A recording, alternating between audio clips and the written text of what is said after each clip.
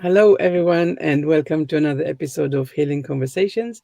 My name is Einav Avni. I'm an energy healer and an empowerment coach, and I mainly work with people with chronic pain and chronic illness to heal and reduce symptoms and pain. This podcast even is all about healing and hoping to bring message and alternatives and inspiration to people, all people, for you or if you know someone who suffers. But let's get started. So today with me is Nicoline Huizinga. Yeah, Yay, I'm ready. Lovely to have you here. Hello, how are you, Nicoline? thank you. Thank you. And I'm so happy to be here. Thank you for inviting me. And I'm absolutely thrilled. My name is Nicoline Huizinga. I'm Dutch, hence the difficulty of the last name because the name is typical Dutch. I am a business mentor and human design coach. And I basically help people to ignite the light in themselves and start leading a thriving life in business and in their personal lives. Amazing, amazing. Sounds like something that everyone, all of us needs, really. Yes, absolutely. Yeah. And so I'm curious, so you're obviously, I don't know if we actually mentioned it already, but you're working with human design, and I'd love to know a little bit about you and how you got into that. Yes. So, about me, I have a background in training and coaching. I worked for an international training and coaching company for 16 years, and I got trained as a professional trainer and a coach. And after that, I started my own business, which is now 13 years ago. And I got in touch with human design. It's now 5 years ago. And the first time that I heard about it, I was like, oh my goodness, this is the missing piece of the puzzle because I had been coaching people, I had been training people, but there was always something missing. And I know there are a lot of assessments out there, but they are all based on questions. And that means that you can manipulate the outcome and not consciously, Mm. but subconsciously anyway. And the thing is with human design is that it is a personality tool. It literally tells you how you're wired, how you operate, how you are sensitive to other people's energies, to the energy of your surroundings. And it's based on your date of birth, time of birth, and place of birth. So those three elements are crucial. And so there is an astrology element to it. There is an element of the I Ching, of the Kabbalah, the Hindu Brahman chakra work.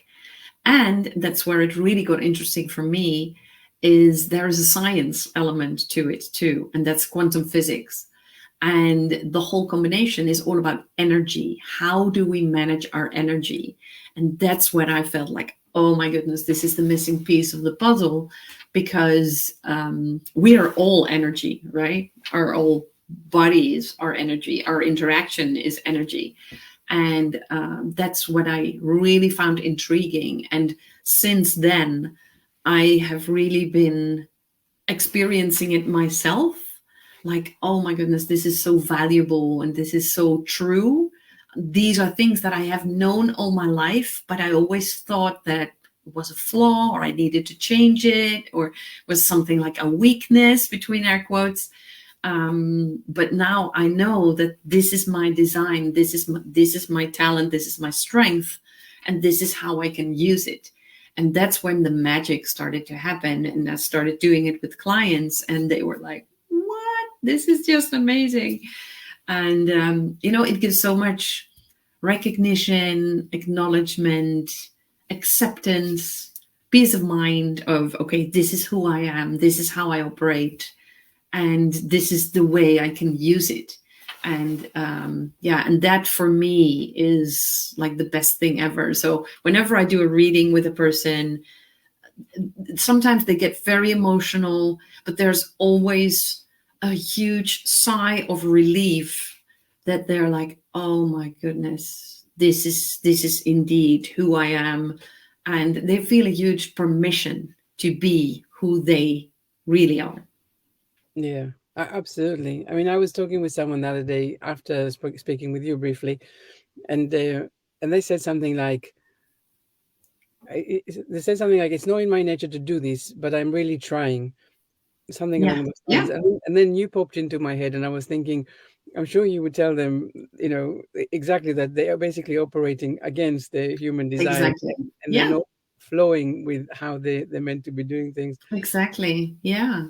Yeah. And I think it's fascinating, because really, so often people feel so struggling, like they say, oh, I know I should be doing this, but I don't, and then I'm always in lack, or I'm always in not doing, and always telling myself off.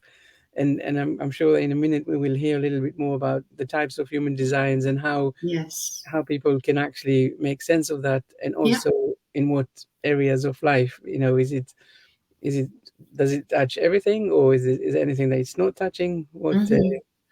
Yes. Yeah. So maybe we'll start with some of these questions. So what can people find out about when they understand their human design? Yeah. So first of all, what people need is their date of birth, time of birth, and place of birth.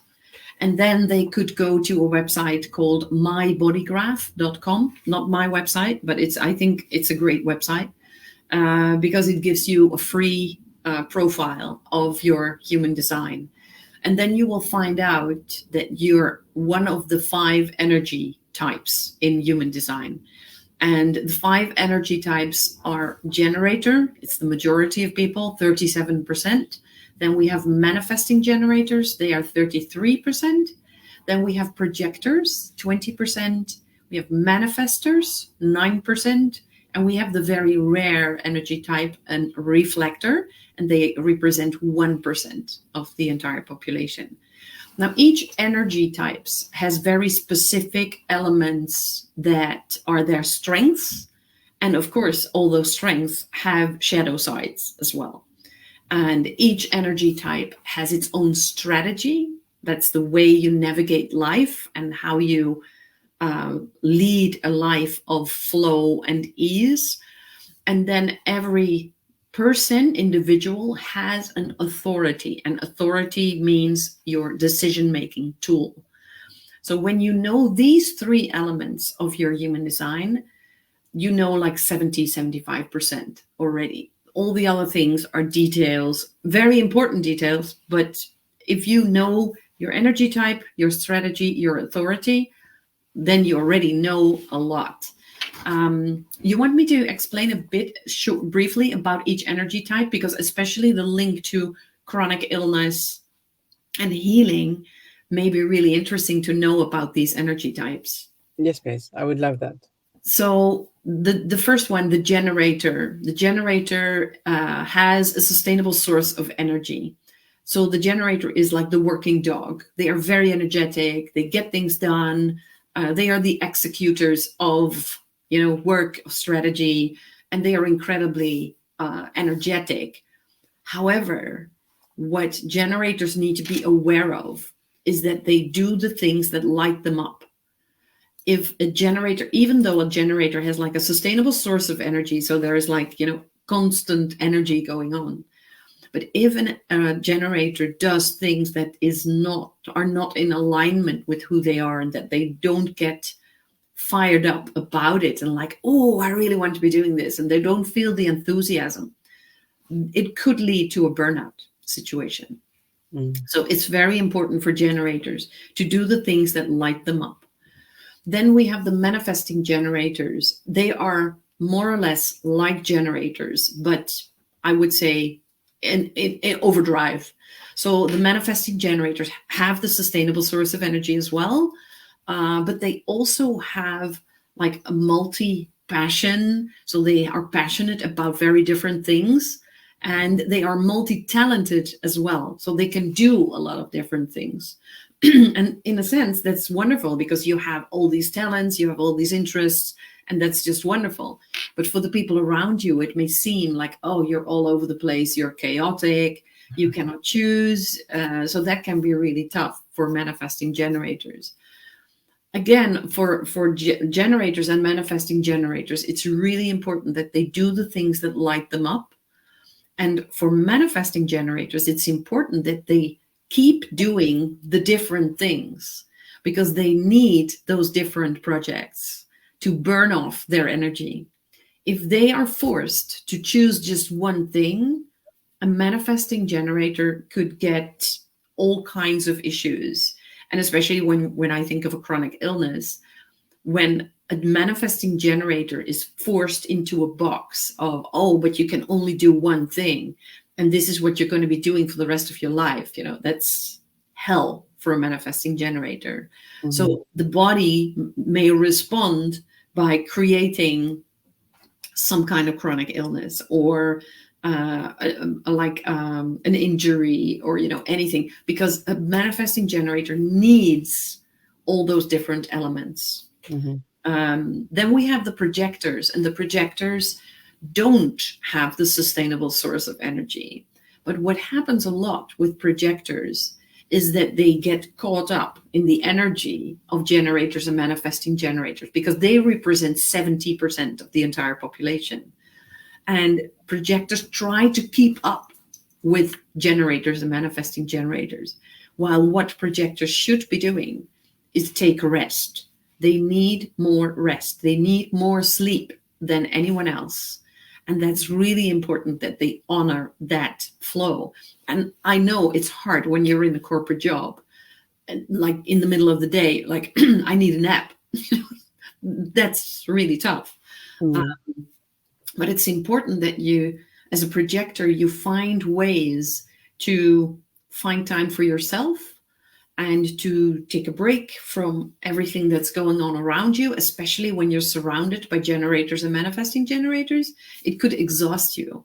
It could fire you up as well, but that energy is not sustainable. So that energy is not something you have necessarily. So you pick up on other people's energy, you reflect it and you amplify it. And when they're gone, you're like, you crash. So projectors need more rest and sleep. Projectors need to go to bed before they're tired. Generators and manifesting generators need to go to bed when they are tired. So that's a huge difference. But the projectors among us are the wise people, are the guides, and they can spot things around us, the other energy types in particular, when something is off or when something is missing. So they are like great guides and they are great lighthouses, so to speak. And but it's important that they honor their flow of energy and rest. That's really important. Then for manifestors, that's the fourth group. They represent 9%. Manifestors are the leaders, the visionaries, the people who are absolutely capable of doing things like on their own and not necessarily needing other people. But what I see a lot with manifestors, that they don't have the sustainable source of energy either, like projectors. But for manifestors, the energy comes in bursts. So they have a burst and then they're like full on fire and they're the leaders and they're, ahead of everyone. And then at some point the energy crashes. The projector doesn't have that, but the manifestors do. So they have the burst and then the down and the burst and the down. So that's an ongoing energy. So for a manifestor, it's really important that you feel the energy burst and make advantage and use it to your advantage. And then honor the crash when it's like, oh, I'm tired, I need to rest. So that's for a manifestor is really important. Another thing that's very important for manifestors, what I see a lot with female manifestors, is that they have this power, but they don't embrace the power, because when they were younger, people were like, oh, you're just too much. You shouldn't be so loud. Oh, you should tone it down.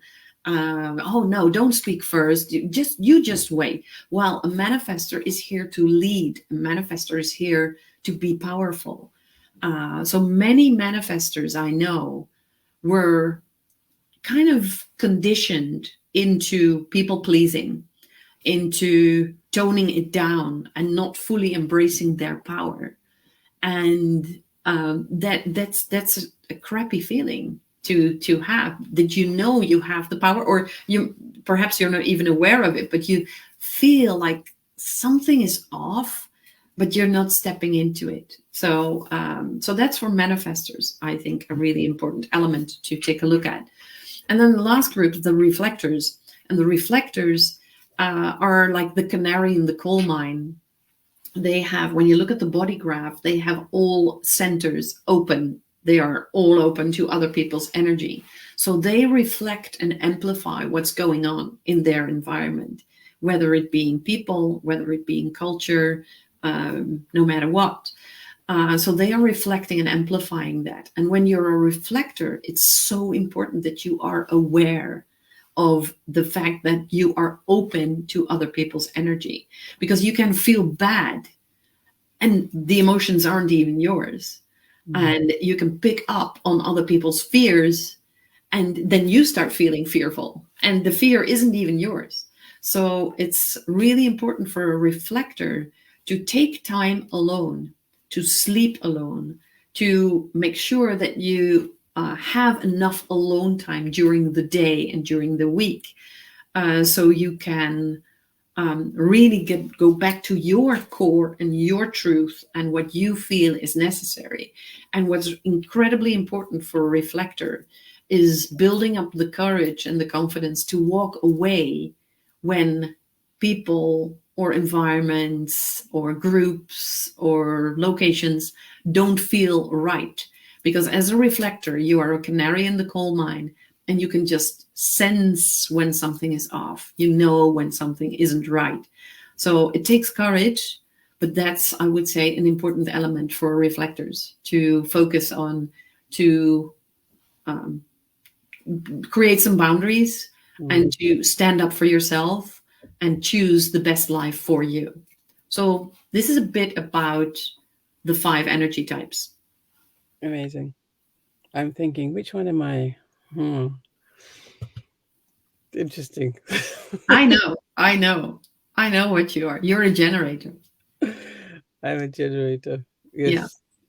I was thinking maybe a generator, but I could identify myself in some of the other ones as well. Yeah, yeah. Well, there are elements in your design that are, well, I'm sure they will give you more insights in all the elements of you, because you have a 1 in your profile, in your human design. It's getting a bit technical now, but it's just to give you an example. You have a 1 in your profile, which is all about getting to the root of things. So you love learning, you love getting more knowledge, more information, because knowledge is like a foundational element for you. You get a lot of security from your knowledge. And the 4 in your profile is that you are a person who has an introvert side and you have an extrovert side. And you can be the bridge to both these types. So people who are introverts feel really attracted to you, but extroverts feel attracted to you too. So you're the bridge between the two, because you have those 2 elements as well. So for you, networking is a great element to add to your strategy in life, that you know people, they know you, you're familiar with them, they are familiar with you, and that's how you go through life with ease and flow. So building your network is something to really pay attention to in your case. Yeah, that's so interesting actually, because it's yeah, it's spot on actually. Yeah. I hear that often when I talk about human design.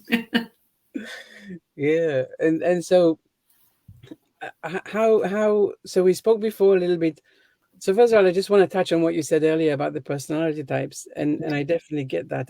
When I work with people with personality types, quizzes and assessments and stuff, and it's exactly that, right? When you want to answer that, you bring an instance, an example in your head, and of course that can be this way or that way. It can Yeah, be, but what you're saying actually, that this is the information here is really based on your date of birth and all of the details, and it's also that has a scientific side.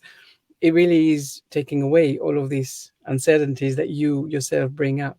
absolutely. And and so we mentioned that we can do it, of course, in a job. How you show up in your career, regardless if you are working for someone or as an entrepreneur, or, your own business and stuff. But also with health and relationships. And Yes. so how are the different types? Because I'm very curious about the healing types, and I know that someone maybe as a generator might go out there and look for healing situations and not just be satisfied with one answer and want to go out Yeah. there and find out more. But how do we use this knowledge to help people understand themselves better and how Yeah. they're actually operating, and Great how to use question. that to bring more hope and inspiration to their journey? Yeah. Yeah. So when I look at, let's focus on the health element, Mhm. because especially since you're all about the chronic illness, and the healing, what a generator and a manifesting generator should be doing. So their best strategy is waiting to respond. So whenever something happens to your health, and it may be a chronic illness or it may be, another thing, what's really important for a generator and a manifesting generator is that they wait to respond. So they look at the thing that is happening and they are like, oh, this is interesting. Why is this happening for me? Because it's not happening to you, it's happening for you. Because your body is talking to you, it's giving you a sign. It's giving you a sign that something isn't right, something is off, something isn't. And it's really important that a generator and a manifesting generator tap into their sacral center, and that's an element of the body graph that helps them to navigate life. And a great thing for a generator and a manifesting generator is that they can ask themselves yes and no questions, like, okay, did I take care of myself enough? Did I sleep enough? Did I eat well enough? Am I in the right environment when it comes to work? Am I in the right place when it comes to, I don't know, friendships or relationships? Those kind of yes and no questions, that is really going to be helpful for a generator and a manifesting generator, because your sacral center will respond. Your sacral center will respond through the body. Sometimes it's even non-verbal. You don't even get a yes or a no, but you get like the shivers, or you get goosebumps, or when it's something is a yes, then you'd feel like, oh yeah, I know this is true. But it takes practice to really tap into the wisdom that our body has. And so for generators and manifesting generators, they have the sacral center and their strategy is waiting to respond. Now, a projector very often has, so they don't have the sacral center defined. So they have another decision-making tool. But very often projectors, they have this inner wisdom and they have their intuition. Very often they have their intuition very well developed. So for a projector, it's incredibly important when something health related happens, and their strategy is wait for the invitation. So they need to wait until they get the invitation. And when something happens to your health, that's definitely an invitation to start acting. But they need to tap into their intuition, like, okay, what's going on? What's happening here? And the intuition is like a whispering voice. So the trick for projectors is to really get out of their heads. I think it's for everyone, but especially for projectors, they need to get out of their head and really into their intuition and tap into it. So a great way to get there is through meditation, to connect with nature. Put your hands in the earth. Do some gardening, or go to the beach or the woods or whatever. Hug a tree, even though it sounds weird, but it's connecting to nature that helps you to get out of your head and really into your body. And then your intuition will be telling you, like, this is what you need to do. And sometimes it doesn't make any sense. Very often, when your intuition speaks, it doesn't make any sense and there's no logic. And that's where a lot of people don't follow their intuition because it doesn't make any sense. They cannot explain it to the outside world. And they are like, yeah, but when I do this, this is crazy. I know people have done weird things for their health. I struggled a lot with menopause issues, and I felt really strongly that I wanted and I needed cold water to reset my system. And people said, how do you know? I said, I don't know. I don't know, but I just know, and I need to do this. So I started cold water swimming in January, and I went to the sea, and it was 5 degrees. The first time I went in, I was like, but after 2 weeks, my menopause symptoms were almost gone. And I just knew. But that's the reason why so many people don't follow their intuition, because it doesn't make any sense. But I really would love to encourage you, dear projector, when you're listening, tap into that intuition and follow it. See where it gets you, because your intuition never lies. And the same goes for manifestors. Their strategy is informed before initiating. So what they need to do, and that's the toughest thing, that they need to communicate. They need to involve the people around them. So whenever they are struggling with something health related, they need to talk it out. They need to talk to the people around them, and they need to inform them. And then they can tap into their intuition as well, and look at what the body is telling them and follow that. So for those two elements, for the projectors and the manifestors, it's really important to listen to their intuition. Now, the reflector is a very different thing, because the reflector strategy is to wait an entire lunar cycle. So, and that's 28 or 29 days.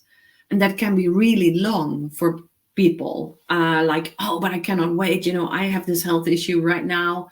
But the magic for reflectors is in the waiting for an entire lunar cycle, because it's important that reflectors take time to really go back to their core and tap into themselves.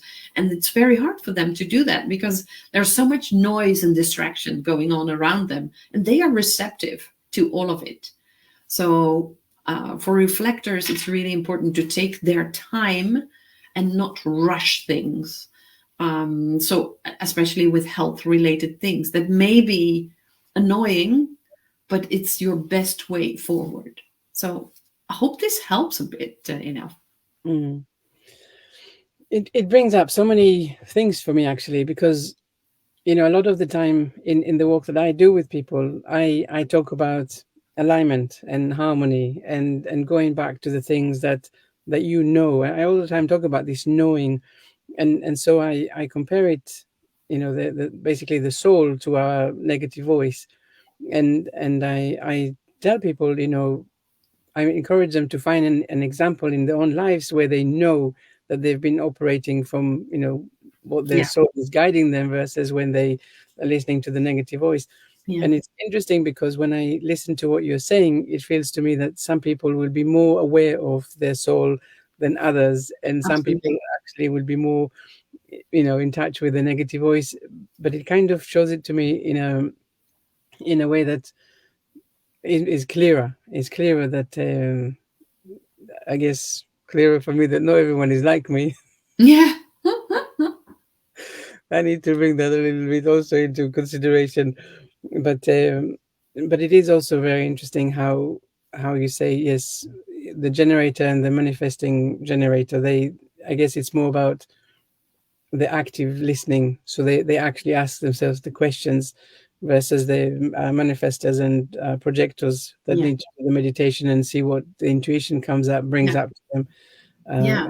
And then the reflectors, which I don't think I get my head around the having to wait for a whole 28, 29 days to get the answer. But Yeah. how Yeah. curious this is.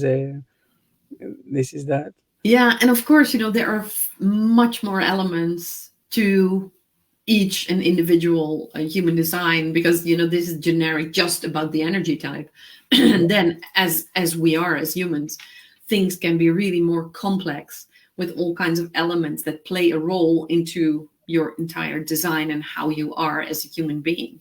But I would say these are the elements that are very helpful for people to know already Yeah, about their design. So when you know you're a generator, okay, I need to ask myself those yes and no questions. Oh, I'm a projector. I should focus on my intuition. Those kind of elements are really helpful, I think. yeah. So yeah, and I hope this shines a bit of a light on how you can use your human design into the healing journey. Absolutely. But I also want to just touch on something that you mentioned earlier. You said every one of these energy types has their strength, but you also mentioned the shadows. And Yes. I'd love to just touch briefly on the shadows. I think that would be really interesting. Yeah. So what happens a lot is that, for instance, projectors, they don't have the sustainable source of energy, and they try to keep up with the majority in the world, which are generators and manifesting generators. And they are like, the working dogs. They have the sustainable source of energy. And what happens a lot when projectors try to keep up, they are forcing themselves into a role that they are not, they don't have that sustainable source of energy. And it can be really tough for a projector to try to keep up because you feel like you're never doing enough. Mm. And that's definitely a shadow of being a projector. The shadow of being a generator is that you say yes to everything, that you find it really hard to set some boundaries. So that's definitely a shadow of a generator. And because you have the energy, you're like, yeah, I can do it. Yeah, I can do it. Yeah, I can do it. But there's a limit to what really lights you up. So Mm. saying yes to things is great. You have the energy to do it. But what you need to check is whether or not it lights you up. So that's very important for a generator. A Mm. manifesting generator is quick, and a manifesting generator, like I said, is multi-talented and multi-passionate. So what can happen for manifesting generators, that they're all over the place. So they start this and then they start that, and then they don't finish this and don't finish that. So they're all over the place. And that can be really confusing. So for them, it can be really hard to focus. Um, so that's definitely a shadow of being a manifesting generator. But when you're aware of it and you know what to do, like, oh, okay, I'm in my stage of being all over the place. All right, ooh, let's focus. And that's what I do with my clients. I give them tools to navigate their own design, Mm. because it's useless to try to be something that you're not. It's incredibly important that you use what you have, because that's not going to change unless you become aware of it and then you start using it. So instead of seeing your energy as a thing like, oh, I say yes too quickly. No, it's wonderful to have that energy as a generator, but you need to know what you need to do in order to make sure that you use it for the right things. Yeah. Being a manifesting generator is wonderful, but you need to know how to focus. Being a projector is wonderful. Not having that sustainable source of energy is great, but you need to know how to navigate it. Um, the shadow side of a manifester is that a manifester is a leader. And what happens a lot with those leaders is that they don't feel understood by the people around them. They are incredibly quick. They are the quick thinkers. And sometimes they get really angry with the people around them because they don't get it. The rest of the people don't get them.